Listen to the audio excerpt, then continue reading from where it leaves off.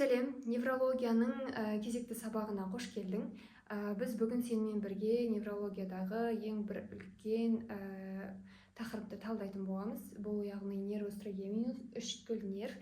Бұл сабақты бастамас бұрын алдыңа конспектіңді, ручкаңды алып, және де менің каналыма тіркеліп дайын отыр. Енді нервус тригеминус бізде үшкіл нерв, бас мидың жұп нервтерінің ішіндегі ең үлкен, ең көп тармақ беретін нерв болып табылады. Біз әрбір нерв жүйесін бастаған кезде оның орталықтағы ядросын және оның осы импульстерді апару барысында қандай неврондардан келіп жатқан импульстардың белгілі бір аймақта жинақталып, қайтадан екінші аймаққа барып ол жақта өзінің ядросына келіп жинақталып, одан кейін жоғары қарай кететін жолдарын білуіміз керек. Ал енді бізде нервус тригеминус бірінші білу керек, ол аралас нерв, яғни оның сезімтал және қозғалтқышта тармақтары бар. Бұл жерде сезімтал деген перифериядан орталыққа қарай импульстерді апарады деген сөз. Яғни бізде бет, яғни беттің терлері бар, оның ішіндегі көз, осының барлығынан келіп жатқан сезімтал нервтердің барлығы келеді.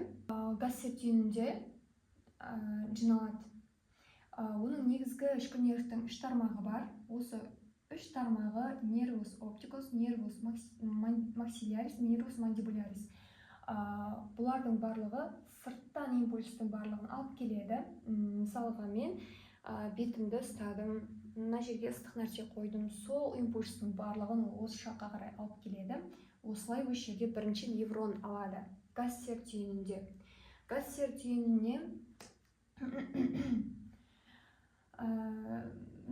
бізде бірінші нервус оптикус, бұл көз саңылауы тесігі арқылы кіреді гассер түйініне.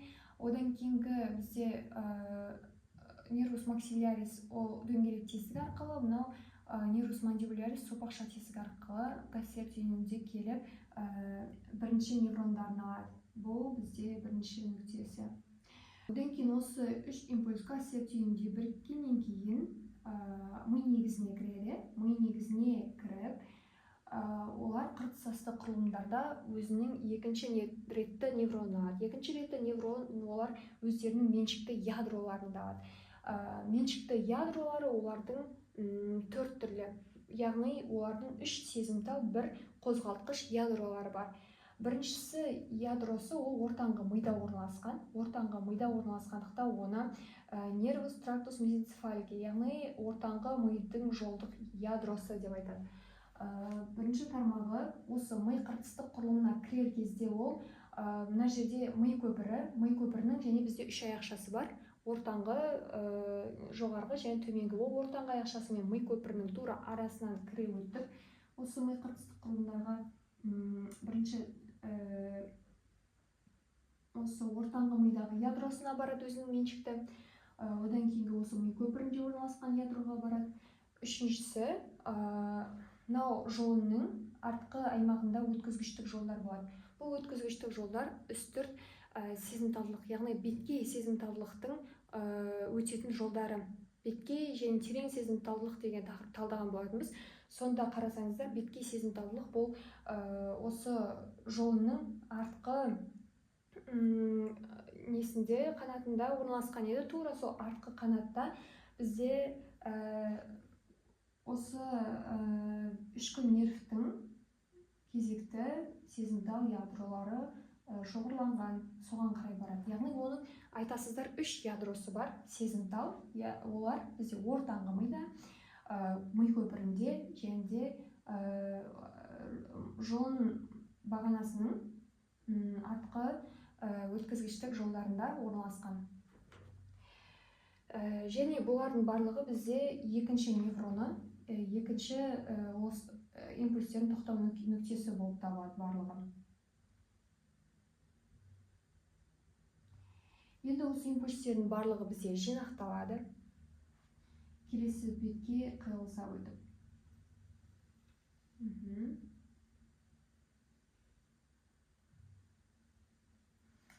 Келесі бетке қиылыса өтіп жинақталады. Жинақталып бізде қандай жолды құрайды? Барлық бас ми негізінен шығатын нервтер 1 мен 2-ден басқа.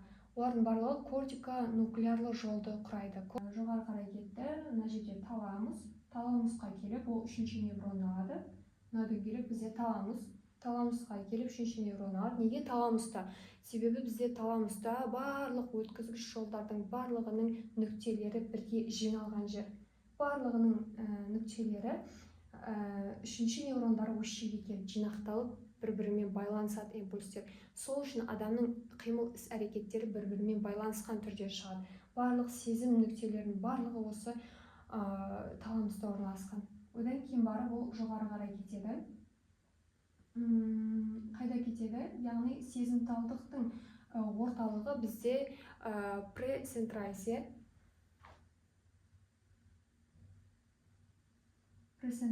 аймаққа қарай жол тартады. Одан кейін бізде қозғалтқышты сол кезде талқылап кете салайық. Бұл постцентралистен басталады. Прецентралист бұл барлық сезімтал нерв жолдарының барлығының ең соңғы нүктесі, олардың барлығын фильтрациялап қорытатын нүкте болып табылады. Ол мидың қыртысты бөлігінде, ал мыналардың барлығы қыртыс асты бөлігі.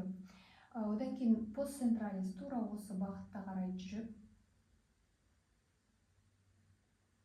қарама-қарсы бағытқа қарай шығады да. Тура осы ми көпірі мен ми көпірінің ортаңғы бөлігінің арасында шығып,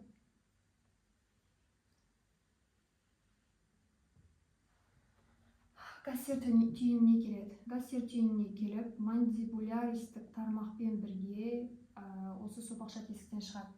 Дәл осылай ары қарай өзінің қозғалтқыш импульстерін біздің төменгі жақтағы аймаққа алып барады екен. Енді сіздермен бірге ішкі нервтің бірінші тармағы нервус оптикусты осы суретте талқылайық. Нервус оптикус, яғни сезімтал тармағы бірінші гастер түйінінің бірінші, яғни тесігінен көз саңылауынан шығатын нерв. Ол осы көз саңылаудық тесіктен шықпас бұрын бізде бір тармақ беріп үлгереді. Ол тармақ бізде рамус менингиалис. Рамус менингиалис мидың қатты қабығын нервтендіретін сезімтал тармағы болып табылады. Яғни бұл осы аймақта синус кавернозус аймағында жатқан болып есептеледі. Каверналық шұққының латералды бөлігінен шыққаннан кейін ол көз саңылауы арқылы бет қуысына шығады, яғни бетке қарай. Яғни осы жерде ол кезекті өзінің 3 тармағын береді. Оның бірінші тармағы маңдайлық нерв. Маңдайлық нерв фронталис. Нерв фронталис бұл маңдайға қарай жоғары бағытталады, және осы жерде 2 тармақ береді.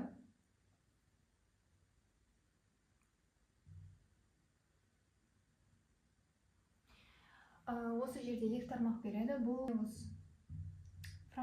нервус фронталис маңдай бөлігімен келбекке бөлінді. Нервус суpraорбиталис, нервус суpraтрахеалис. Суpraтрахеалис бұл шығыршық үстірт нерв. Неге өйтіп айтамыз? Бізде 4-ші шығыршық нерв бар еді, ол нервус трахеалис. Бұл бізде көздің жоғары қиғаш бұлшығы, яғни мускулус обликус супериор еді. Осы мускулус обликус супериор мына бұлшығы бізде көздің қиғаш жоғарында орналасқан. Осы бұлшықтың жоғары аймағынан өте отырып, бұл осы жақтың терлік аймағын, яғни көздің медиалды жоғарғы жағының терлік аймағын нервтендіретін болып табылады. Одан кейін бізде бұл жаттап алайық, нервус супратрахеалис. Ол төменнен келе жатқан нервус инфратрахеалиспен қазір анастомоз жасайды. Одан кейін нервус суpraорбиталис, оның 2 тармағы бар, рамус латералис және рамус медиалис. Рамус медиалис яғни ішкі жаққа қарай кетіп тұр, рамус латералис сыртқы жаққа қарай кетіп тұр.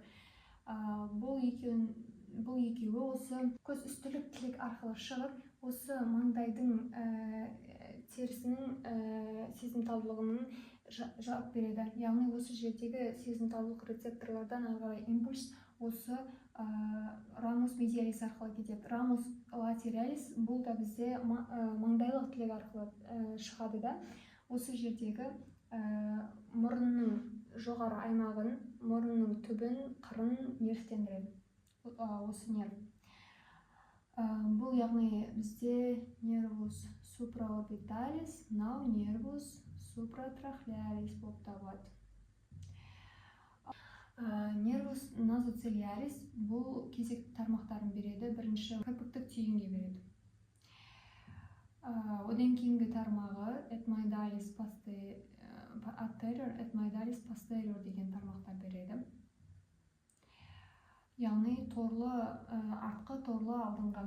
Бізде көздің латералды бөлігінде екі торлы тесіктер орналасқан. Осы торлы тесіктер арқылы олар көздің сырты емес, ішіне қарай, бас қуысына қарай қайттан еніп, мидың қатты қабығына және бастың ішкі қойнауының нервтерін, бұлшықеттерін нервтендіретін болып, ішке қарай кіріп кетеді. Etmoidalis anterior posterior. Одан кейін nervus ciliaris, яғни кірпіктік нерв. Ол бізде осы көздің ішкі қабатына ене отырып, көздің алмасын, көз склерасын, көздің торлы қабатын нервтендіретін нерв болып табылады. Сезімтал нерві. Одан кейін бізде осы жерде nervus infratrachearis шығады. Nervus infratrachearis жоғары қарай бағытталып, musculus obliquus superiorдың төменгі жағымен жүреді да.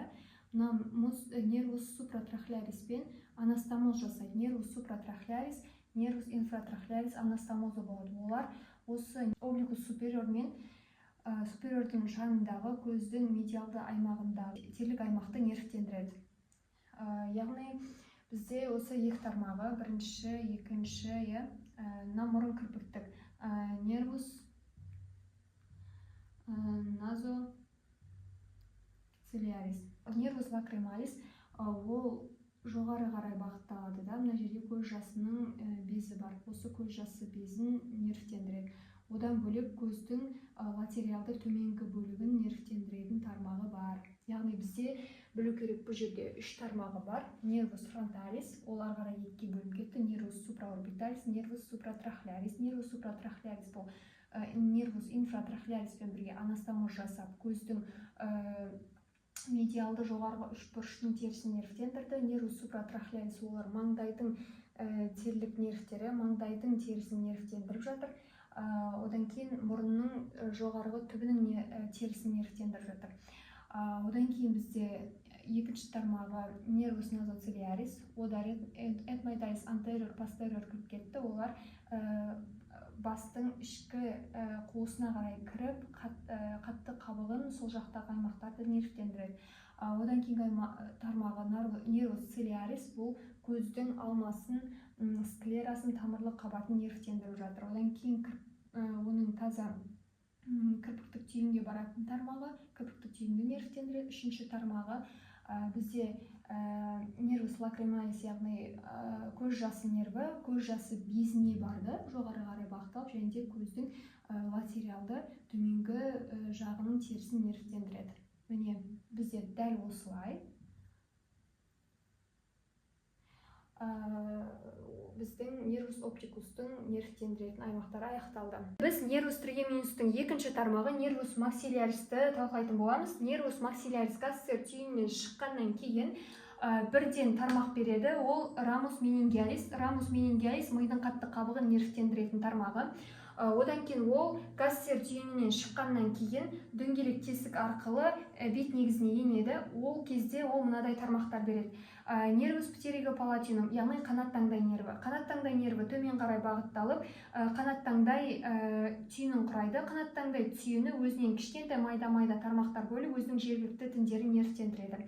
Одан кейін ол одан тіке қарай бағытталып, екі тармақ береді. Артқы мұрын тармақтары. Артқы мұрын тармақтары мұрынның артында орналасқан канал арқылы кіреді, кескіш канал деп аталады. Сол кескіш канал арқылы кіріп, төмен қарай бағытталып, біздің алдымыздағы кескіш тістерімізді нервтендіреді.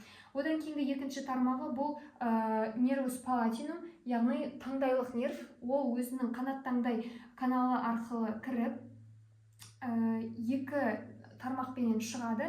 Біріншісі үлкен тесік арқылы шықса, палатинум майор болып таңдайды нервтендірсе, екіншісі палатинум минор болып жұмсақ таңдайды нервтендіреді. Одан кейінгі птеригопалатинумның кейінгі беретін тармағы бізде рамус альвеолярис постериор, яғни артқы альвеолярлы тармақ. Бұл бізде төмен қарай бағытталып, біздің азот тістерімізді нервтендіреді. Одан бөлек бізде тістерді нервтендіретін тармақтары форамен зигоматикум орбиталиден өтіп барып тармақ береді екен. Форамен зигоматикум орбиталиге нерв кіргеннен кейін бірінші нервус зигоматикум фасциалис, яғни бет-сүйек бет нерві, рамус зигоматикум темпоралис, яғни бет-сүйек самай нервтерін береді. Нервус зигоматика фасциалис бұл бізде көздің латералды бөлігі мен маңдайдың латералды бөлігін, яғни мына аймақтың терісін нервтендіреді. Одан кейін нервус зигоматика темпоралис бұл бет сүйегі менен осы самай аймағындағы терілерді нервтендіреді. Одан кейін ол төмен қарай бағытталып мынадай тармақ береді. Бұл тармақ уже беріп тұрған бізде нервус инфраорбиталис. Неге? Өйткені форамен зигоматика орбиталистен нерв кіргеннен кейін бірден нервус инфраорбиталис деген атау алады. Себебі ол көздің астында жатыр. Ол форамен инфраорбиталистен шыққанға дейін нервус инфраорбиталис атауында болады. Осы нервус инфраорбиталистен мынадай тармақ бөлінеді. Рамус альвеолярис медиана, яғни мынау артқы болса, енді мынау ортаңғы тармағы. Бұл бізде орташа азот тістерді нервтендіретін тармағы. Төмен қарай бағытталып, тістерді азот тістерді нервтендіреді. Үлкен азот тістерден кейінгі. Одан кейінгі тармағы рамус альвеолярис антериор, яғни альвеолярлы алдыңғы тармағы. Бұл алдыңғы тістерімізді альвеолаларын нервтендіреді.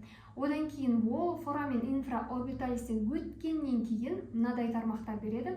Рамус пальпебралия инфериор, яғни көздің төменгі қабағы, төменгі қабақты көздің төменгі аймағын нервтендіреді. Одан кейін рамус назалис, мұрынның екі қанатын ұшын нервтендіреді. Одан кейін рамус лабиалис инфериор, бұл рамус лабиалис супериор, бұл яғни жоғарғы ерінді нервтендіретін бөлігі болып табылады, нерв тармағы болып табылады. Мінекей осындай иннервация арқылы бізде максиллярис жүреді. Бұл жерде мынадай ерекшелік бар айтпақшы. Мынау форамен зигоматикум орбитали мен мынау дөңгелек тесік арасында мынадай үш бұрыш бар. Осы үш бұрышты біз қанат таңдай птеригопалатинум деп айттық қой бағана. Сонда қанат таңдай үш бұрышы деп айтады. Осы қанат таңдай үш бұрышынан қанат таңдай нервінің үлкен тармағы кетеді. Бұл өте маңызды анатомиялық аймақ болып табылады. Келесі. Нервус триеминустың кезекті тармағы бұл нервус мандибулярис. Нервус мандибулярис өз кезегінде моторлы нерв талшықтарымен бірге қосарлана шығады. Жасыл моторлы қозғалтқыш, ал қызыл бізде сезімтал. Бірінші қызыл сезімталды мандибуляристің негізгі тармағын талқылап алайық. Ол форамен овалис сопақша тесіктен шыққан күйінде рамус менингиалис, яғни мидың қатты қабығын нервтендіретін тармақ береді. Одан кейінгі тармағы рамус букалис, яғни ұрттың ішкі шырышты қабаты мен сыртқы бөлігін нервтендіретін ауыз қуысының тармағы.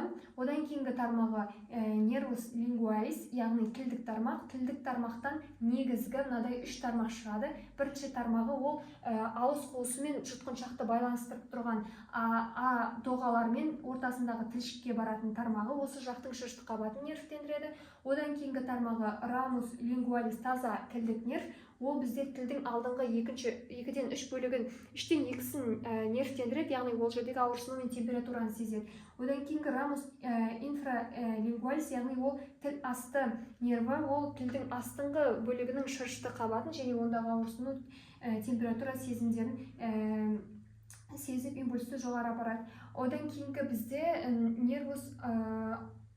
нервус альвеолярис инфериор, яғни бұл бізде төменгі жақ сүйек, максилияның осындай төменгі жақ сүйектік каналы бар. Осы төменгі жақ сүйектік каналға кіріп, төмен бағытталып, әрбір тістің ұяшықтарына, альвеолаларына нерв талшығын жібереді, және де олар тек қана нервті жіберіп қоймай, ол нервтердің өзі бір-бірімен сейіт құрайды. Барлығы бір-бірімен сейіт құрап, осының барлығы төменгі жақ сүйекте орналасқан тістердің нервтенуіне әсер етеді. Яғни төменгі тісіміз ауырсынып жатса, онда значит бізде ауырсыну не арқылы келіп жатқан енді сен білесің. Одан кейін ол осы каналдан шығу арқылы рамус лабиалис инфериор тармағын береді, яғни төменгі еріндік тармақ. Біз бағана максиллярды талдағанда рамус лабиалис супериорды айттық, ол жоғарғы ерінді. Одан кейін мынау рамус лабиалис инфериор, яғни төменгі ерін нервтендіреді. Одан кейінгі рамус менталис, яғни иектің терісін нервтендіретін тармағы. Одан кейінгі соңғы тармағы нервус аурикулотемпоралис, яғни құлақ самайлық тармағы. Ол құлақтың терісін, самайлық бөліктің терісін, құлақтың дабыл қуысын, барабандық бөліктерін, жалпы ішкі қуыстың шышты қабаттарының барлығын нервтендіреді. Құлақтағы ауырсынудың барлығын алып келетін тармақ осы. Одан кейін бізде бұл сезімтал тармақтары осымен аяқталды. Одан кейін біз енді қозғалтқыш моторлы тармақтарын көшейік. Бұл жердің моторлы тармақтарының негізгі қызметі бұл шайнауға қатысу ғой. Төменгі жақ бізде бас сүйегінде қозғалысқа ең белсенді бөлік болып табылады. Сөйлегенде де, тамақ жегенде де біз осы төменгі жақ бұлшықеттерін қолданамыз. Енді оларды қозғалысқа келтіріп тұрған мына нерв талшықтары болып табылады. Бірінші бізде нервус темпоралис профунди, яғни бұл самайдың терең нерві болып табылады, яғни самайдың ішінде орналасқан терең жатқан бұлшықеттерді нервтендіретін тармағы. Одан кейінгі тармағы бізде бағанағы тілшік бар ғой, сол тілшікке және оның доғаларына қарай баратын тармағы осы жердің қозғалысына жауап береді, соны иннервациялайды. Одан кейінгі тармағы бізде нервус птеригопалатинум деп аталады, яғни қанат таңдай нерві, оның медиалды және латериалды тармақтары бар. Медиалдысы және латериалды тармақтары бар. Қанат таңдай нерві, қанат таңдай бұлшықеттерінің қозғалысына жауап береді. Бұлар уже бұлшықеттердің қозғалысына жауап береді. Одан кейінгі тармағы нервус мастотерика, яғни шайнау бұлшықеттері, негізгі ең ірі маңызды тармағы нервус мастотерика, яғни шайнау бұлшықеттеріне баратын тармағы болып табылады. Одан кейінгісі бізде жақ асты бұлшықеттеріне баратын тармақтары, соның ішінде мускулус дигастрикусты нервтендіретін тармағы. Бізде осыменен нервус тригеминустың 3 түрлі тармағын және бір моторлы тармақшаларын толық талқылап біттік. Бұл сабақты менімен бірге до конца көріп конспект жазып отырсаң, сен вообще молодецсің. Сен өйткені осындай қиын тригеминустың тармақтарының барлығын жақсы түсініп шықтың деп ойлаймын. Назарыңа рахмет. Каналға тіркеліп, мені қолдап кетуді ұмытпа.